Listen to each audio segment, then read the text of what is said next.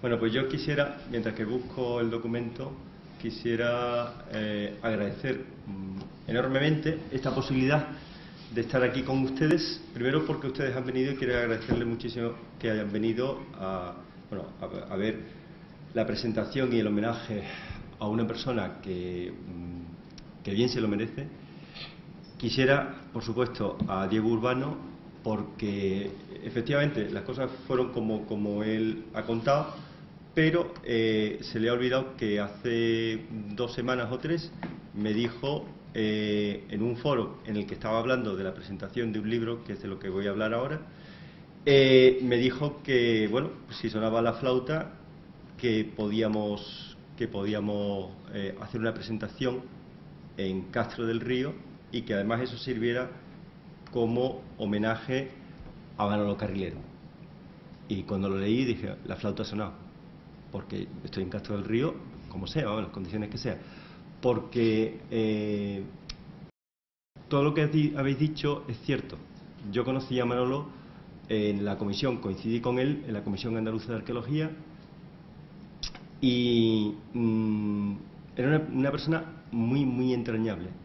Y bueno, hablaba mucho de Castro, de los piteros de Castro, que yo no les llamo amantes de la arqueología, les llamo piteros, y ya veréis que no salen bien parados de lo que voy a decir, y no los de Castro, sino todo en general. Pero bueno, él pues estaba, digamos, en una situación intermedia, ¿no? Decía, tú un día tendrías que ir a mi pueblo a dar una conferencia. Mira por dónde, pues estoy aquí. Tu compañero Antonio ha dicho lo de los 50 años y tal. Yo me acuerdo cuando él ya estaba enfermo, ya sabía que no tenía solución. Decía, yo lo único que pido es 3 años más para terminar todo lo que tengo, ¿no? No sé en qué, vamos, es decir, la situación personal de una persona que sabe que se va a morir, ¿no? Y que lo único que pide son 3 años más para terminar su producción. No fue así y hoy estoy encantado de estar aquí con vosotros, y después yo he reunido una foto a través sobre todo de un compañero suyo que ha sido casi como su hermano, Pedro Aguayo, que no ha podido estar aquí hoy porque bueno, tiene problemas familiares y le ha sido imposible.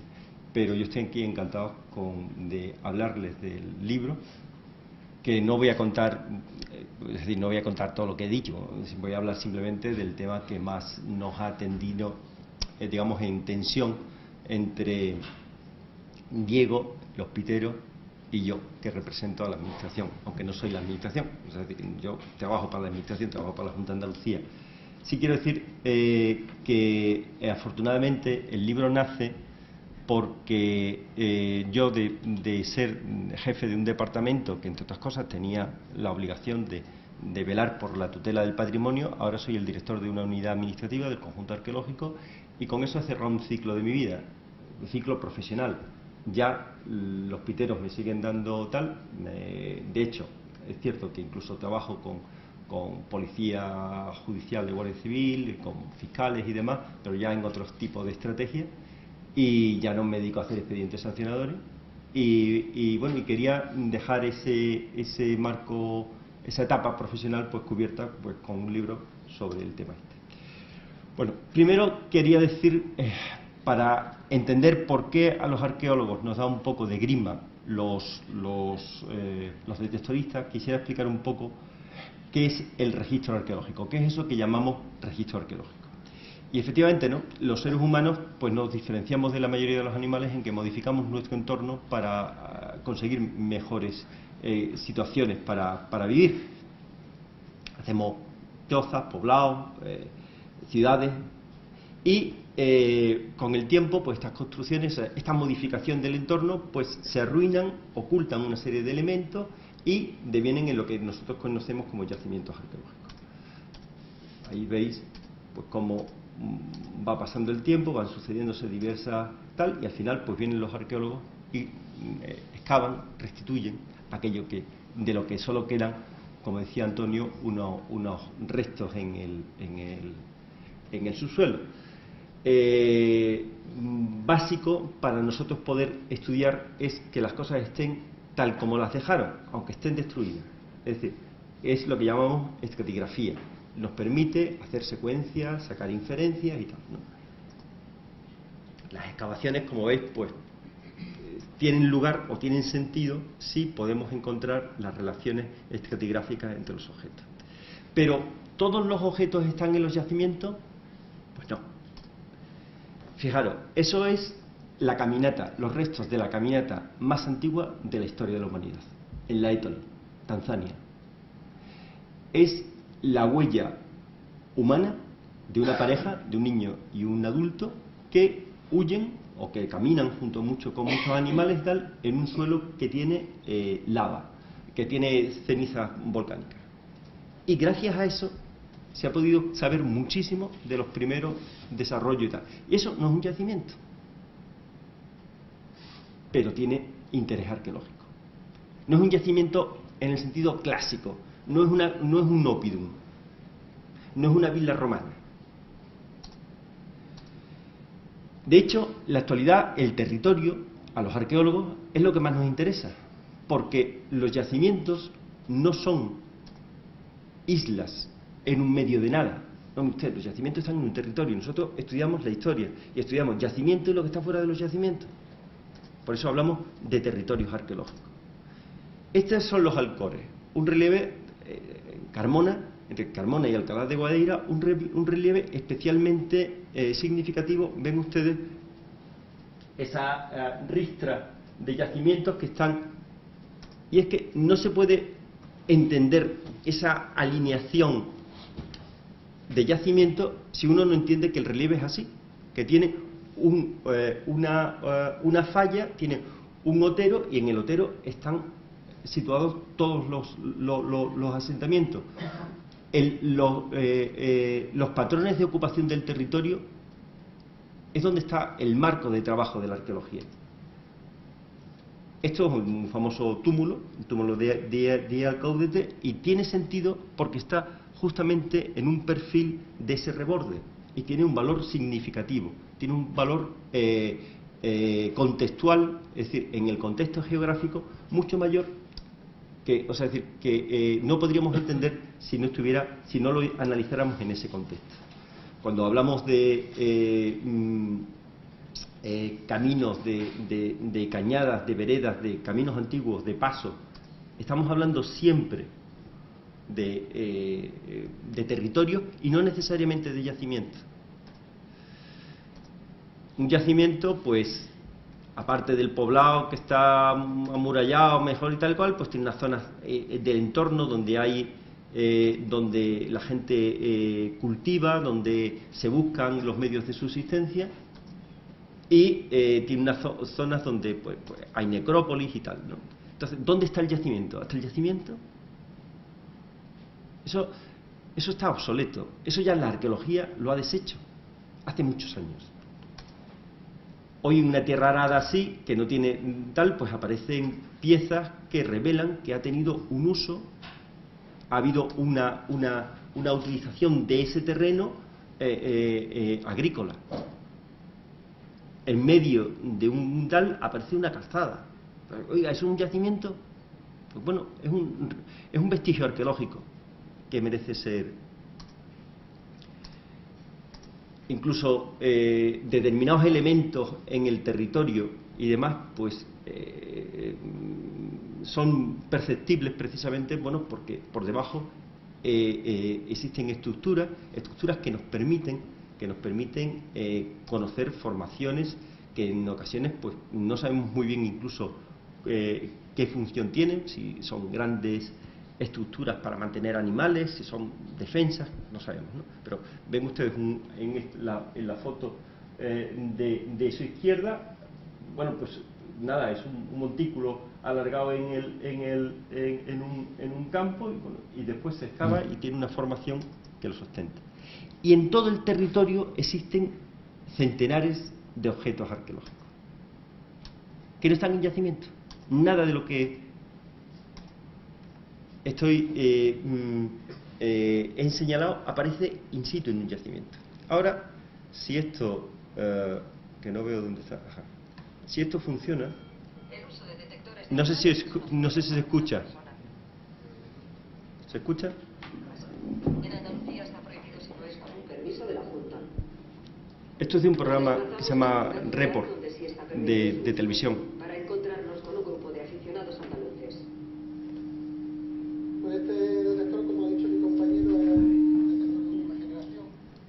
Podéis ver que bueno, es totalmente digital, lleva una pantalla en la que hay una serie de indicadores que tratan un poco de acertar con lo que puede ser el metal enterrado. ¿Cuánto puede costar? Andaría en torno a los 1.200, 1.300 euros. Se puede comprar en cualquier sitio. Sí, la venta del detector de metal es legal en España y bueno, no habría impedimento en comprarlo. Los impedimentos surgen más bien por parte de la administración, que trata de erradicar su uso. O sea, un detector profesional hoy día en Andalucía es imposible poder ejercer su profesión. Tal y como están las leyes, nos lo han planteado, vamos, no solamente imposible. Yo como detector profesional me siento perseguido incluso. Todo lo caso. ¿Os habéis encontrado alguna vez algún resto arqueológico? Bueno, dependiendo de lo que se quiera tomar como resto arqueológico. Yo nunca me he encontrado un resto arqueológico, yo siempre lo he tomado como un objeto perdido, puesto que yo no voy al sitio arqueológico. Entonces yo he encontrado cosas perdidas, objetos perdidos, pues guay. Si le pueden llamar a un denario romano, un resto arqueológico perdido, pues sí. Entonces el detector jamás será el causante de un expolio, sino será, en todo caso, un medio auxiliar para la persona que quiere expoliar. Pero el que expolia no es el detector, es la persona. Y si yo lo que quiero es expoliar, debemos hacerlo con un detector de metales, que hacerlo con una retroexcavadora o que hacerlo con un pico y una pala. Lo único que necesito es alguien que me informe de dónde hacerlo. Y conocemos a alguien que verdaderamente se expolie o se dedica al expolio, por supuesto que podemos conocer a alguien. Pero nosotros lo que queremos precisamente es que reúnen para colaborar. Bueno. Quiero decir, ya es un poco, quiero decir, ya hemos, yo creo que se me escucha, ¿no? No hace falta, sí, sí, sí es mejor que ese, bueno, pues después hay otro vídeo más y tal. Entonces, bueno, ya después si acaso entramos en valoraciones si un denario es un objeto perdido o un resto arqueológico. Ya he expuesto un poco la visión desde el punto de vista de la arqueología, de qué es el territorio y qué son los territorios arqueológicos. Como ocurre en todas las cosas, pues hay muchos tipos de expolio. Cuando hablamos de expolio, estamos hablando de un expolio severo o de un expolio, digamos, liviano. El expolio severo, pues, tiene unas características, que es que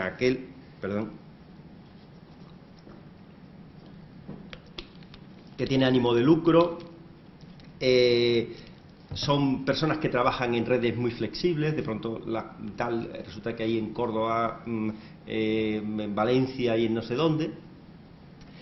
Están muy sofisticados en preparación y están preparados, ya veremos algunos elementos tal. Buscan sobre todo objetos, porque las monedas están muy deterioradas y buscan objetos que se puedan vender en el mercado.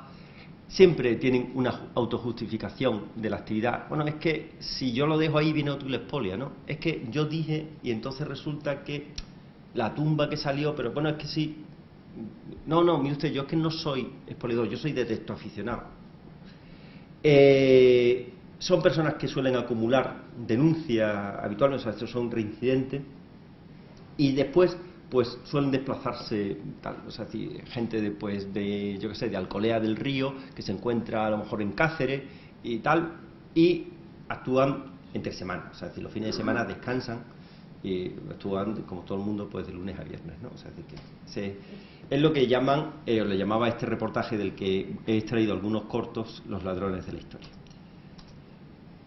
No solamente son casos españoles, aquí estoy sacando algunos temas en Italia. Ha habido, pues, estos son almacenes incautados por la policía, ¿no? Llenos de objetos arqueológicos, no sé si objetos perdidos o no, pero bueno, objetos arqueológicos para nosotros,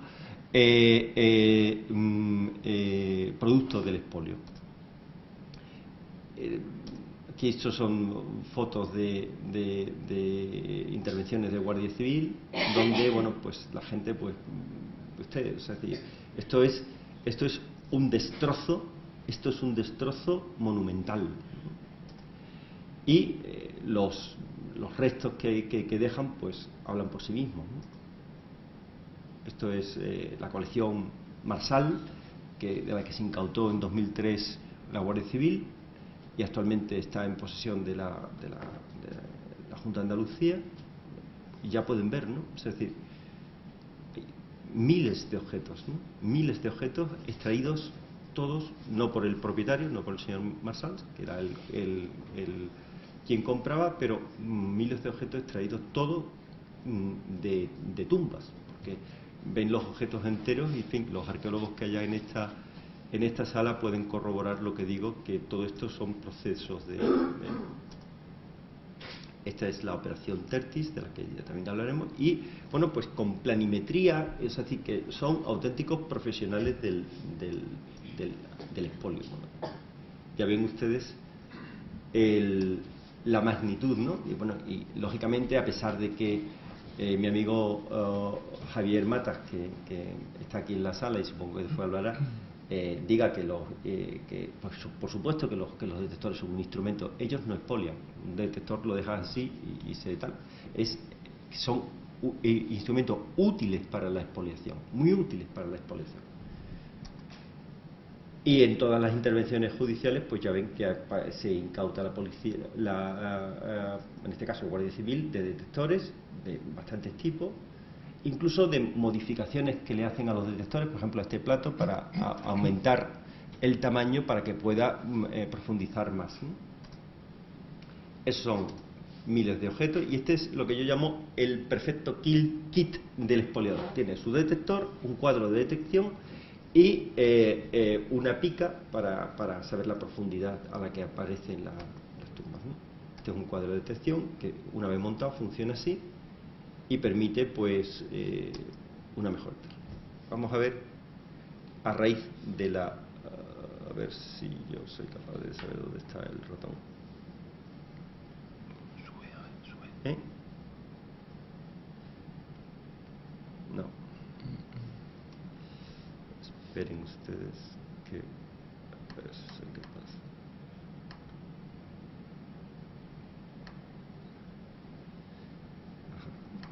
Una de las operaciones policiales más importantes contra el expolio, Sí. la operación Tertis. Están aquí, pero no por mucho tiempo. El juez ha ordenado que se devuelvan a sus propietarios. En muchas de ellas hay monedas de personas que son coleccionistas de moneda y que simplemente han comprado sus monedas en tiendas de numismática. ¿Se escucha? O en mercadillos. Pero hay otros casos claramente que están asociados además a detectores de metales, que están también aquí en el museo, porque los depositó, decidieron pues, que se depositaran aquí también, donde vemos que es la acción de una persona típica que utiliza el detector de metales para expoliar yacimientos arqueológicos. Este ajuar pudiera ir contenido dentro de una cineraria junto con las cenizas del difunto, con lo cual esto no puede ser de una colección antigua que mi abuelo tenía en su casa, ni yo lo compré. Esto es un expolio relativamente reciente de una necrópolis romana. Característico de los espejos, estos dos de plata, este de bronce, este tipo de vasijas que son ungüentarios para la preparación ritual de muerto. El oro siempre aparece en contextos cerrados, bien por ocultación, bien por ajuar funerarios. Y ahí incluso tenemos un tesorillo completo, que el doctor de metales lo ha detectado, y entonces, bueno, el individuo ha empezado a aplicar y se ha encontrado la vasija, esa vasija llena de monedas.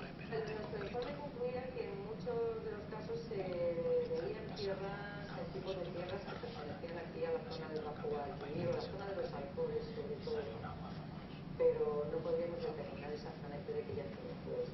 Lo que sí podemos determinar claramente es que estas piezas proceden de contextos cerrados del subsuelo y que han sido obtenidas mediante excavación ilegal.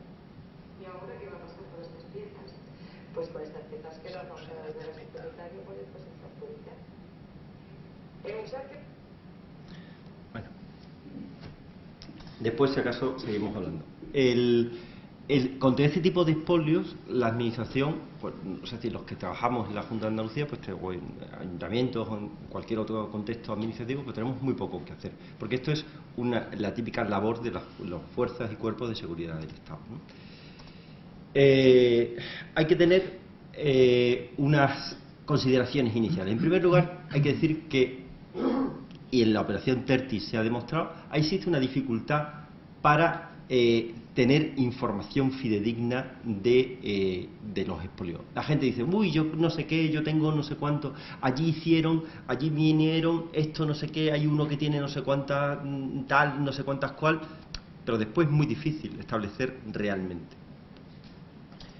Después hay que tener en cuenta que, bueno, pues estamos hablando de un ámbito que es dañino y dañoso desde el punto de vista histórico y de nuestra propia cultura, pero que evidentemente no atenta contra derechos fundamentales, con lo cual tiene una penalidad muy baja, y eso hace que los jueces sean reacios a la hora de establecer medidas limitadoras de los derechos fundamentales. Es decir, le cuesta, lógicamente, mucho más convencer a un juez de que autorice una escucha telefónica para un expoliador que si fuera un traficante de droga. Eso es lógico y no tiene mucha mayor problema. Después, bueno, pues hay delitos conexos con este tipo, ¿no? Pero bueno. Otra de las consideraciones es establecer la procedencia, porque según la procedencia, pues podemos hablar de un tipo delictivo o de otro, o incluso tener que asumir, no que no haya habido delito, sino que no hemos podido demostrar el delito, que es distinto. Es decir, en la Tertis hubo expolio, no se pudo demostrar. Vale, muy bien. Eso es como si alguien cree que Juan Guerra se tomaba un cafelito solamente cuando estaba en la delegación del gobierno de la Junta de Andalucía, del gobierno, ¿no? Él se tomaba solamente un cafelito. No, lo que pasa es que había una falta de tipificación penal y digamos, lo que llamamos hoy especulación, pues no era delictivo, ¿no? Pues, concretamente, bueno, pues este es el auto de la parte del auto de la operación Tertis, y lo que viene a decir el juez es que es decir, no se ha podido acreditar que las llamadas telefónicas de vamos a buscar, vamos a encontrar, tal, se pudieran relacionar con las piezas que se habían incautado. O sea, el juez no dice que no haya expolio. Él dice que hay una falta de prueba. Es decir, lo que se ha incautado no se puede poner en relación con las escuchas telefónicas. Vamos a ver. Bien, y ahora se me queda colgado a la mitad del... Esto lo explica... que se han hecho hasta ahora, se ha acabado devolviendo las piezas a los imputados. Para la Guardia Civil, la explicación es muy clara. Buenos días, soy el capitán Emilio Verón, de la Guardia Civil, y estamos en la unidad técnica de policía judicial de Guardia Civil. Y le voy a presentar a los compañeros que se dedican a la lucha contra el expolio. La arqueología no tiene ni número de bastidores ni mails, como tienen los teléfonos, ni direcciones de teléfono. La arqueología es arqueología. El juez dice que se le devuelvan las cosas no porque no provengan de un expolio, sino porque no se ha podido demostrar que una cosa concreta haya salido de un yacimiento específico. No hay pruebas. Eso es lo que se llama, la acreditación de origen. Tenía, en el caso de que no estuviera declarado, se puede considerar como un delito de dinero público y se puede incautar, se puede hacer que las cosas cambien. Ojalá eso de cada dominio público haga que si no tiene una colección una declarado, pues si luego se le está involucrado en nuestro proyecto de esa colección, pues no la ha declarado, que las cosas se las han adquirido antes y después de 2008, porque en el 2008 yo hace 10 años, pero luego te presentan facturas de 1910 y como ahí estaba bien desde 1911, pues los informaciones penalizadas por todos. Luego nos encontramos con que, ya lo he comentado anteriormente, esas penas tan livianas, porque es el código penal, tiene para este tipo de delitos, ¿no? Lo que hace que nuestro proliferen cada día más. Bueno, pues Después hay una cosa, y es que la Guardia Civil desde hace ya mucho tiempo pues viene contando con arqueólogos para su trabajo. Es decir, que hay muchos compañeros, y yo entre ellos, que colaboramos habitualmente con Guardia Civil, con Fiscalía, para digamos, establecer estrategias que permitan de alguna forma pues que las investigaciones lleven a buen puerto. De hecho, actualmente estamos trabajando en una reforma del Código Penal, porque el expolio arqueológico no aparece tipificado como tal en el Código Penal, ¿no? Y es una laguna.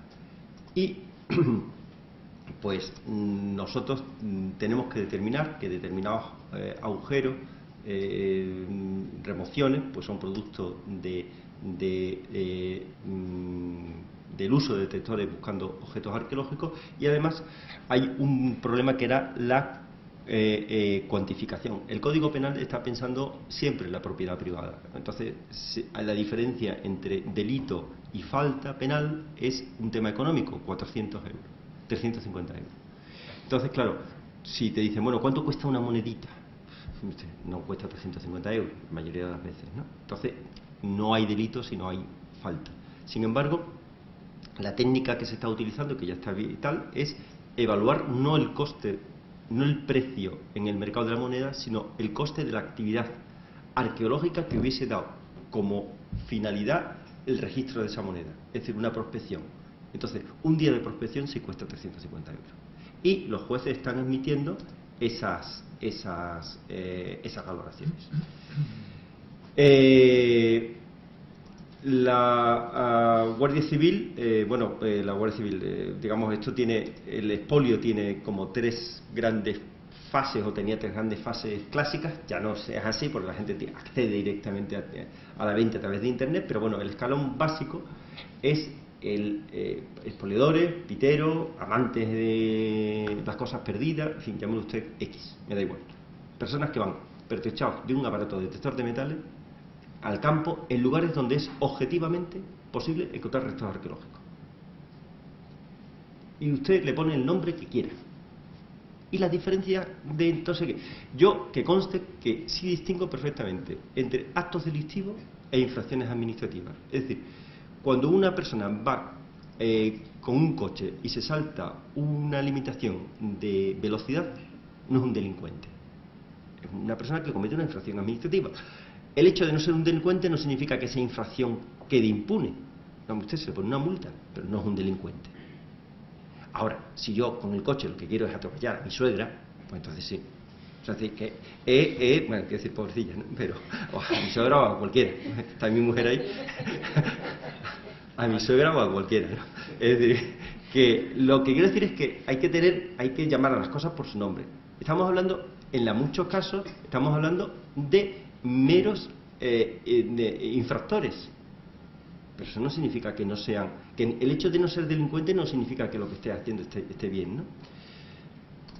Bueno, actualmente Guardia Civil ya, pues, vistas las posibilidades que las frustradas con la TERTIS, ¿no?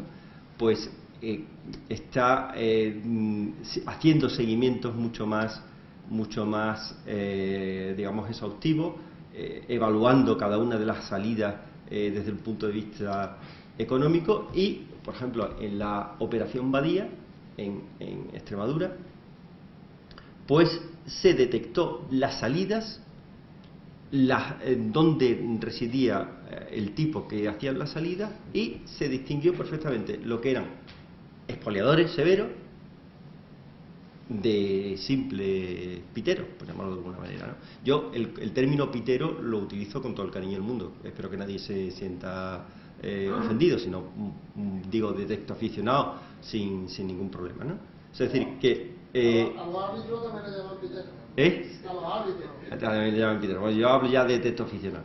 Y además son personas pues que acumulan muchas infracciones, ¿no? O sea, es decir, que al final lo que dice la gente, no, es que yo soy detecto aficionado, porque no sé qué, ¿no? O sea, que un detecto aficionado que le pillan 4 o 5 veces con el aparato en 4 o 5 sitios, pues ya va siendo un poco sospechoso, ¿no? Entonces, todo esto son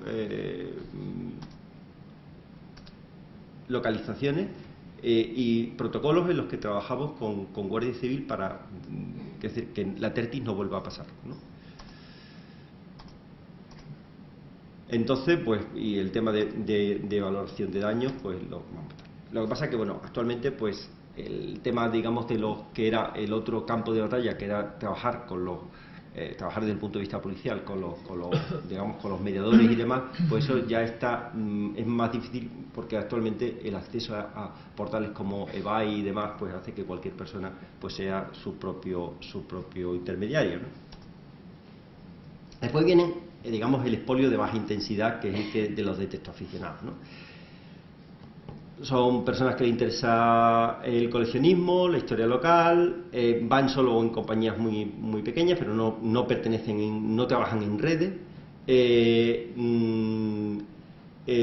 repite, tiene un corto número de sitios donde va a buscar, básicamente se centran en objetos metálicos, no buscan tumbas, no son capaces de abrir una tumba, una cosa así. Tienen igualmente la autojustificación de su actividad, ya veremos incluso que carnés y demás, y pertenecen a clubes, a asociaciones, y normalmente no hacen grandes desplazamientos y utilizan actúan en fines de semana, ¿no? La actividad en España ha sido y era absolutamente, o sea, demencial, ¿no? Es decir, en Andalucía, sobre todo, en 2006 se localizaban el 60,85% de las denuncias de Guardia Civil de uso de detectores de metales. El gráfico creo que no deja ninguna duda. Es decir, Andalucía es el lugar donde hay más y donde más se interviene. Y dentro de Andalucía, Sevilla. Estos son de Seprona, corroborado con nuestras propias actuaciones, ¿no? Es decir, siempre en Sevilla ha sido el lugar donde más se conoce, y después Córdoba. Es decir, que Sevilla-Córdoba somos un núcleo durísimo. Las intervenciones pues son, como ven ustedes, pues menores, no vemos gente ahí cavando hasta las rodillas, ¿no? Tumbas y tal, pero según los estudios que hace el Instituto Andaluz de Patrimonio Histórico, el arado superficial es el elemento que más destructor de superficies arqueológicas, de yacimientos, y después el expolio superficial, que está asociado al uso de detectores de metales.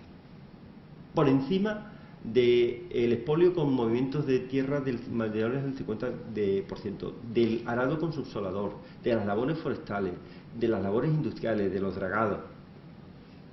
Es decir, es un auténtico elemento. Y los productos, pues al final, pues son miles y miles de objetos que han pasado de contextos arqueológicos cerrados a colecciones particulares, o en ocasiones pues a estar almacenados en los trasteros de las casas de los detectoaficionados, ¿no? Y siempre el detector por en medio. ¿Qué hacemos los que defendemos el patrimonio contra...? Yo he puesto esta porque realmente es casi como la defensa de un fortín, ¿no? Andalucía tiene catalogado cerca de 14.000 yacimientos y apenas somos 50 personas en Andalucía que podamos dedicarnos a la protección.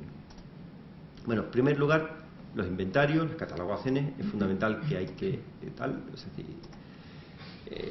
cada vez los niveles de inventario de yacimientos pues son más exhaustivos, y vamos pues lógicamente si tenemos un patrimonio restaurado y en condiciones presentables, pues es más fácil mantener, exigir que la gente lo respete, ¿no?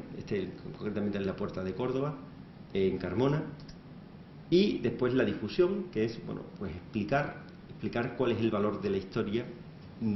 ¿De qué historia estamos hablando cuando hablamos de arqueología y no solamente de objetos, ¿no? y después la educación en valores. Es decir, eso quizás sea la gran laguna que ha tenido la administración andaluza y otras muchas administraciones. Por ejemplo, en Italia yo recuerdo haber estado y haber visto esta campaña contra el vandalismo gráfico, es decir, contra los grafitos que hacen los niños en tal, y nosotros nos han faltado campañas de concienciación, eso es absolutamente cierto. Y después, lógicamente, la formación a las fuerzas y cuerpos de seguridad del Estado en este tipo de sensibilidad. Se dan cursos, se explica en el terreno cómo localizar, cómo entender que ha habido un expolio, y se les explica que pues que de la denuncia pues puede haber bien por vía penal, que entienden jueces o fiscales, o por vía administrativa, que viene a la Delegación Provincial de Cultura, y nosotros... Esta es la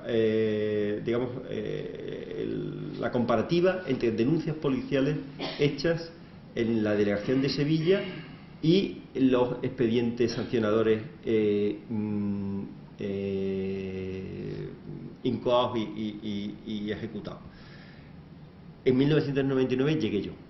Es decir, hasta que llegué yo, pues la policía denunciaba mucho y, bueno, por falta de medios humanos y tal y cual, pues no se hacían apenas, no se instruían expedientes sancionadores. Yo me encontré un panorama así y dije, bueno, pues vamos a cambiar el torneo, vamos a incoar el 100% de expedientes que nos lleguen, ¿no? Y como ven, pues las denuncias han ido bajando porque la gente sale menos, ya lo veremos después, ¿no? Hay algunos aspectos, esto lo voy a pasar muy rápido porque son temas muy técnicos, pero quería ponerlo por si después dan debate objeto a detalle. Hay una cuestión básica, y es que en los expedientes nosotros, en un expediente administrativo, nosotros no buscamos culpables. Eso es un tema de penal. Nosotros buscamos responsables, que es distinto. Es decir, entre la culpa y la responsabilidad existe una diferencia que es importante. La culpabilidad requiere de una voluntad expresa de tal, y la responsabilidad es, hace falta la culpa levísima de no haber, por ejemplo, pedido una autorización. Es decir,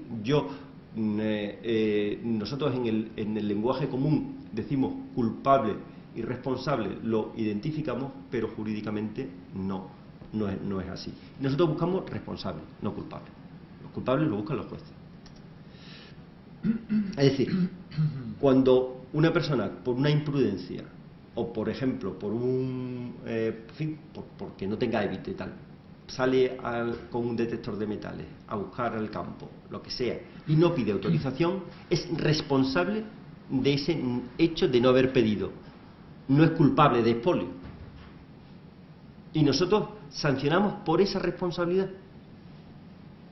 O sea, es decir, no solamente en el tema del patrimonio, es decir, en cualquier sitio. Es decir, si una persona, yo qué sé, pues no tiene el seguro del coche actualizado, pues no es culpable de nada, es responsable de esa falta, y eso conlleva una sanción administrativa. Bueno, sí quiero decir que se le explica a la Guardia Civil cómo tiene que poner las denuncias, bueno, y además con casi, en este caso, ¿no?, pueden leer, ¿no?, que en un yacimiento, concretamente en el Gandul, dando uno de esos cursos, pues imagínense 40 guardias civiles vestidos de verdín, ¿no?, pues de pronto un detectorista, ¿no? Entonces estaba el hombre por allí, así tal, y de pronto ve 40 guardias civiles que van a por él, ¿no? El hombre no sabía qué hacer, ¿no? Y además estábamos explicando, o sea, el problema era, es decir, ¿quién le pedía los datos, ¿no? Porque ya hay 40 personas capacitadas para pedir los datos, y así lo refleja en las alegaciones, en las observaciones del parte del funcionario. Claro, los detectives aficionados se han venido de alguna forma respaldando, buscándose cobertura, ¿no? Al principio pues era pertenecer a las asociaciones, ¿no? Yo pues que pertenezco a una asociación, bueno, muy bien, es que tengo el carnet de asociación, es que yo tengo permiso del propietario. Mire usted, los permisos para utilizar detectores de metales los da la Consejería de Cultura de la Junta de Andalucía. Y como dicen por ahí, punto pelota. Nadie más. Con lo cual, pues me da igual que usted tenga un carnet, que tenga permiso del propietario o que sea el propietario del aparato. Bueno, estos son determinados elementos, ¿no? O sea, es decir, la gente normalmente alega presunción de inocencia, que no sabía, cuestiones que después a lo largo del expediente se van resolviendo, ¿no? La jurisprudencia, pues mire usted, la jurisprudencia es de las que controlo, que no son todas, ya hay más, bastante más, pero de 60 que yo controlaba, 56 son favorables a las tesis de la Junta de Andalucía. 4, a veces que hemos hecho un poco, hemos sido bárbaros, porque, bueno, quiere decir que hemos notificado fuera de tiempo. ¿Por qué? Porque, bueno, porque es que tenemos 6 meses para hacer todo el procedimiento, hacemos muchas cosas, y a lo mejor pues hemos notificado fuera de tiempo y bueno, nos han recogido, ¿no? Tal. Los jueces, pues los jueces han venido resolviendo, dándole, digamos, soporte jurídico a lo que nosotros hemos, o sea, es decir, cuando nosotros ponemos a una persona en sanción y va al contencioso administrativo, los jueces de los contenciosos administrativos han venido resolviendo y tal, que efectivamente, si una persona vive en Castro del Río, por ejemplo, y se lo encuentra en Carmona con un detector, pues es muy difícil que justifique que está buscando el anillo de su padre. O sea, es muy poco creíble. Lo puede decir. Usted puede decir en su defensa aquello que considere conveniente, pero es muy poco creíble. Y, bueno, cosas por el estilo, ¿no? Aquí traigo algunas, si alguien quiere alguna cosa después, pues lo pongo aquí tal, ¿no? Consecuencias de la lucha contra el expolio. Pues mire usted, por lo menos hemos llegado a una primera consecuencia, y es que la gente tiene sensación de que esto ya no es impune, que esto ya no es como era antes.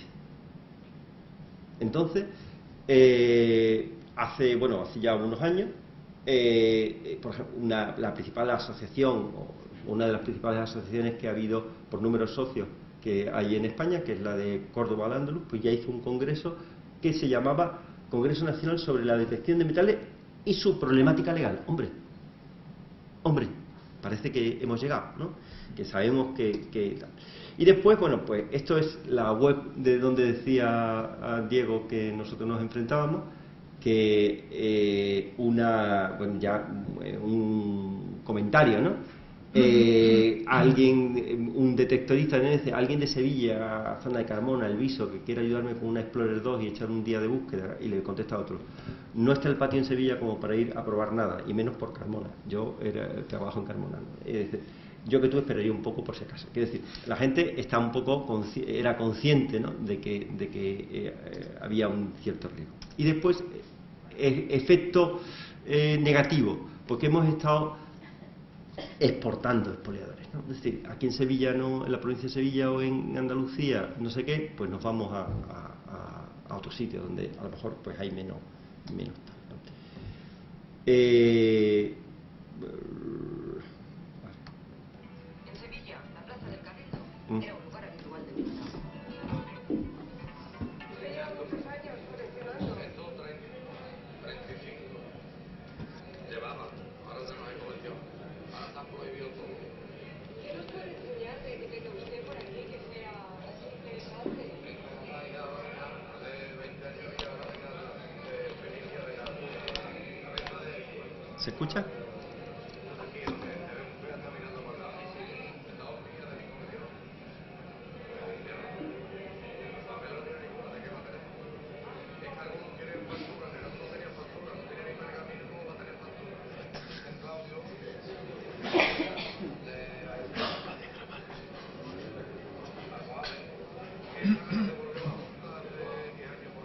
Bueno, si no se escucha, dejamos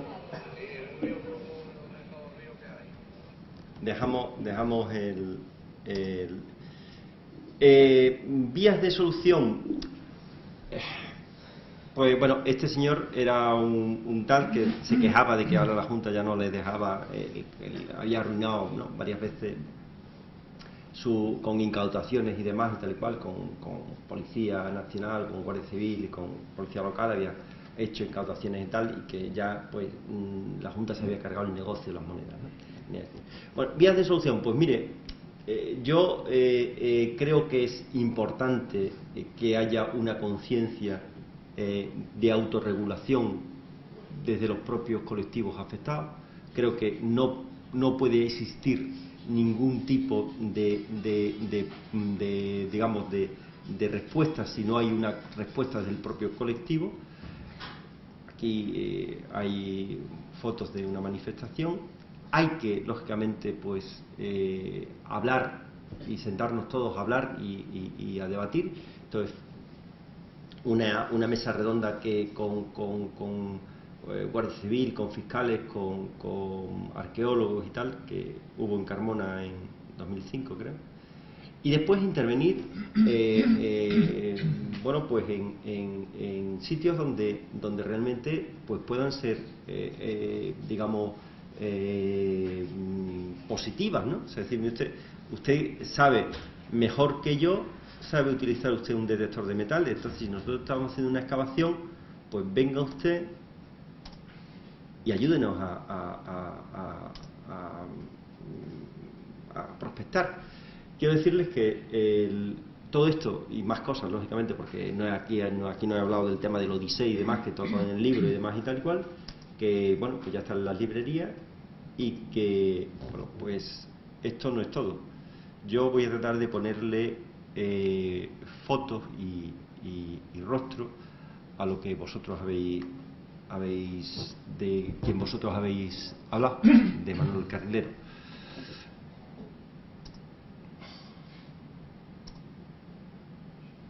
Yo no voy a decir nada porque creo que las fotos hablan por sí solas.